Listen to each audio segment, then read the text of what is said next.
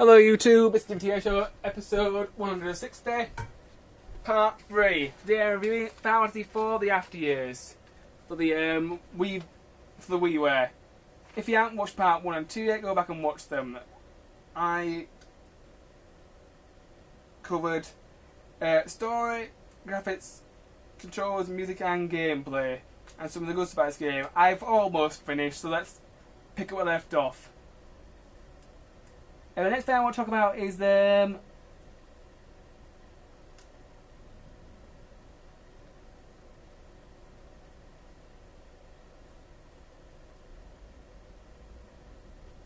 final dungeon. The final dungeon is one of the longest dungeons of the game, and it can be really difficult. One of the best parts of the final dungeon, as I already mentioned in the last part, was the fact that Bahamut annihilates the mysterious girl and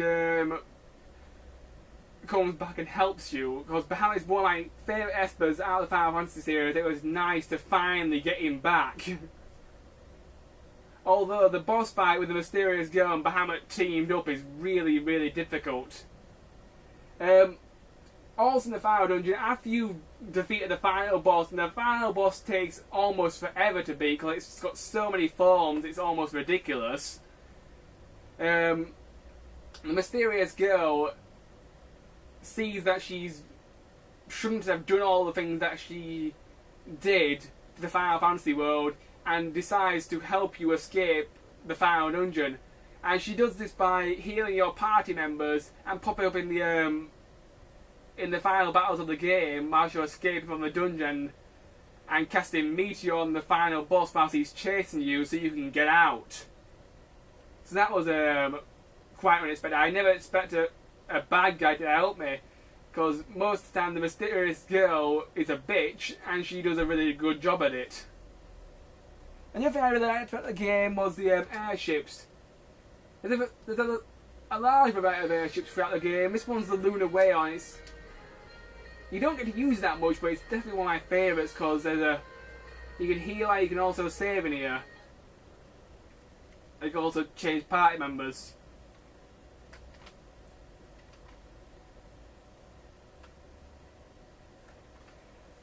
I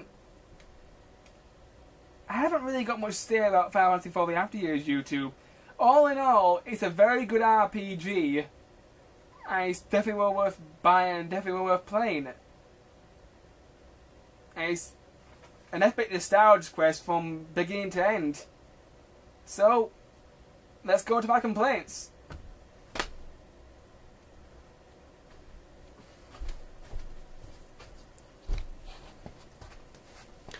Oh, one more thing. Before I go to my complaints, YouTube, I suppose I should talk a little bit more about the battle system. The battle system in the game is pretty simple. It's a turn-based battle system, but unlike most RPGs, you've got something called a time bar, and this is the time bar here. And the time bar is basically tells the player how long each move will take. So let's say if I want to cast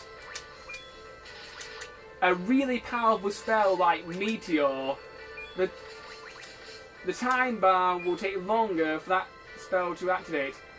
I've just sent Kane up in the air, and he comes back from his jump attack. It takes him a while to do this because of the time bar. The time bar can be a bit irritating, but it is a pretty good feature which keeps the battle fresh.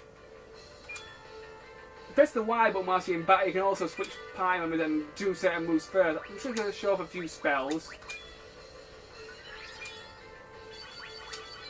I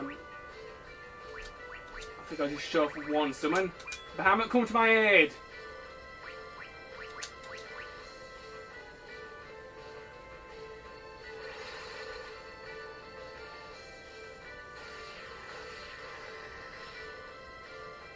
It's over 9,000! I couldn't resist. That's basically how the battle system works, YouTube. It's a simple turn-based thing, but it's got a time bar in which can be a little bit irritating. when it comes to casting certain spells.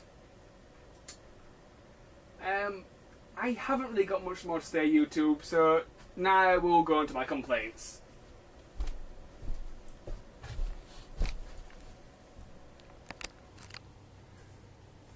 Okay, that's all the good stuff taken care of, YouTube. Now, Final Fantasy IV, The After Years, is a very good game, and I have very few complaints about this game.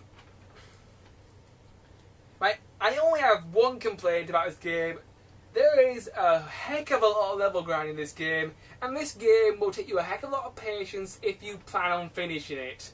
Especially in the final bit of DLC, known as the Planet Eater, you will have to do a lot of level grinding if you want to get your party up to speed so that you can go down into the final dungeon and beat the final boss, because the final dungeon is brutal. So, most of the time, if you're stuck on the game, the only way you can beat that boss or beat that dungeon that you're stuck on is level grinding. And there is a lot of it in the game, and it can get a bit tedious. But other than that, Final Fantasy IV The After Years is a very good game, and it's definitely well worth buying and definitely well worth playing.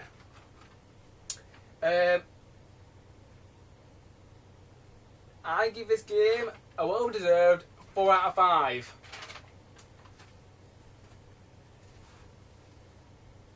I've got a couple of announcements to make now, YouTube.